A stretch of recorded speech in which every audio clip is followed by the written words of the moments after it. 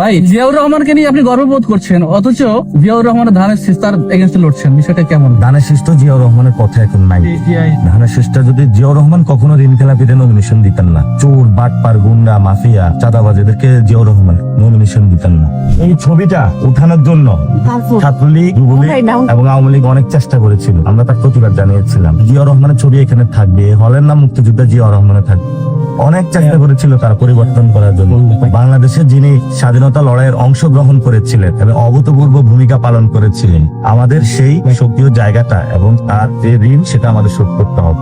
এবং এই হল থেকে কিন্তু রাতের আধারে ছাত্রলীগের বিরুদ্ধে সংগ্রাম করার কারণে রাত 2টার দিকে আমাকে বের করে দিয়েছিল ছাত্রলীগ মেরে। এখন ছাত্রলীগ নাই, এখন এখানে সাধারণ ছাত্ররা খুব শান্তিতে আছে, পড়াশোনা করতেছে। জুলুম যেখানে হবে সেখানে প্রতিরোধ হবে, জালেম কোথাও থাকবে না। যারা মজলুম তাদের ইনশাল্লাহ ভবিষ্যতে বাংলাদেশ 12 তারিখে পুরো বাংলাদেশ থেকে তাদের যে জুলুমশাহী রাজত্ব ইনশাল্লাহ আমরা শেষ করে দিব।